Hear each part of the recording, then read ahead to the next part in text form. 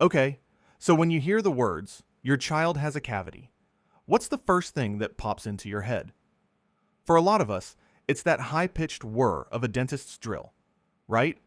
But what if I told you that today's science is telling a different, and frankly, a much smarter story? Let's dive into this new world of kids' dental care. First off, let's just get our heads around the sheer scale of this problem. This isn't just a minor issue. It is massive global health crisis. We're talking about over 500 million. That's billion with a B. Children around the world with cavities in their baby teeth. A number that big just screams out for a better approach than what we've been doing. For centuries/decades, dentistry has become very good at repairing teeth, that is, fixing the damage from tooth decay. But we've mostly ignored the underlying disease that was causing those holes in the first place. It's kind of like constantly fixing a water stain on the ceiling, but never actually climbing up on the roof to patch the leak. So, yeah, it is time to move beyond that old school model. And this isn't just about getting some shiny new tools. It's about a fundamental shift in how we even think about cavities. We're thinking beyond the era of drill and fill and saying hello to something way more advanced. This chart lays out the two philosophies perfectly. On the left, you've got the old way reacting to the cavity, drilling it out, and basically just treating the symptom. But over on the right, that's the modern approach being proactive, focusing on managing the actual cause of the disease, with methods that are preventative and way less invasive.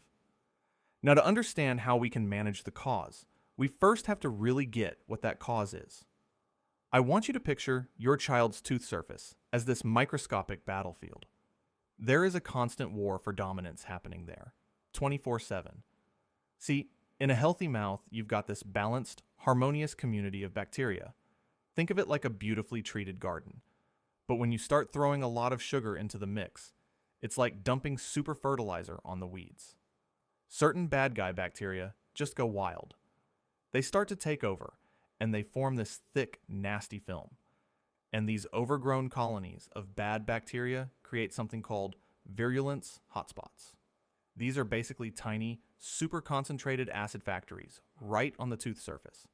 The acid level in these spots plummets, causing tooth mineral to dissolve. And that's where the real damage kicks off. So, a cavity isn't just a random hole. It's the direct result of these specific hotspots.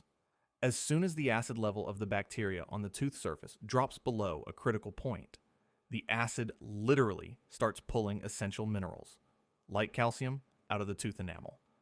That process is called demineralization.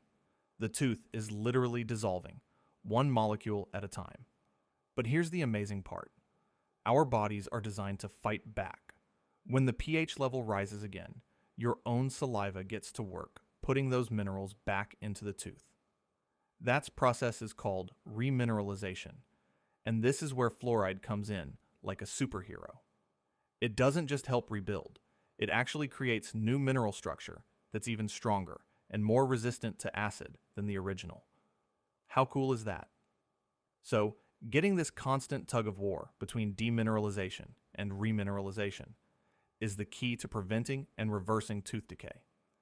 It allows us to create an entirely new playbook for dentists and for families, one that's based on proven, evidence-based pathways to manage cavities. All right, let's talk about the first line of defense, primary prevention. This is all about stopping the disease before it can even get a foothold. And the strategies are actually pretty simple, but incredibly powerful. We're talking twice a day, brushing with fluoride toothpaste, cutting back on sugary snacks and drinks, and getting protective sealants painted onto those deep grooves in the back teeth. Okay, but what if a little white spot or an early lesion has already shown up?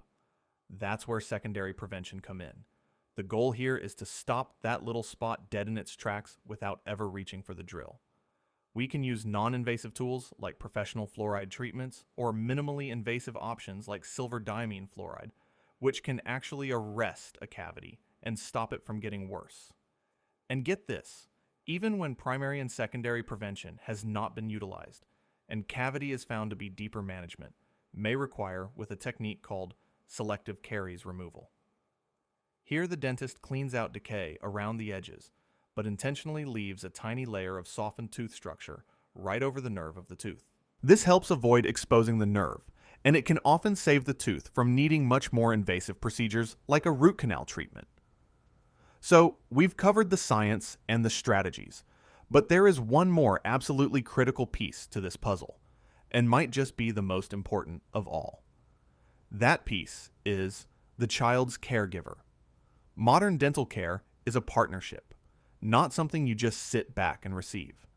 This entire new model is built on an idea called shared decision-making. It's a conversation that brings oral health providers and patients/parents to the table. The dentist brings the clinical know-how. The caregiver brings the knowledge of families' daily life and what they value. And of course, the child's own feeling and needs are part of the equation. The whole point is to create a personalized care plan that everyone is on board with. And we can actually break this down into 3 simple stages. First, the information exchange. The dentist lays out all the options, not just best one. Second, deliberation. The family gets to talk about it. And finally, they come to a mutual agreement on the best path forward with the emphasis on prevention. It's all about empowering the parents to be an active player in the child's health. And what's so powerful about this is that it looks at the whole picture, way beyond just tooth. The right plan for a family has to work in the real world. It needs to consider the child's age and personality, the family's finances, and their ability to actually follow through on new habits. It creates a plan that has the best possible chance of succeeding. Ultimately, in this system, success isn't measured by how many fillings a dentist places.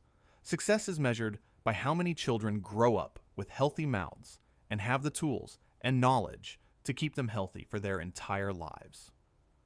So, I will leave you with this question to think about. The next time you're at the dentist with your child, engage in conversations to focus the conversation on preventing the disease before it even starts, rather than patching the holes after the damage is already done.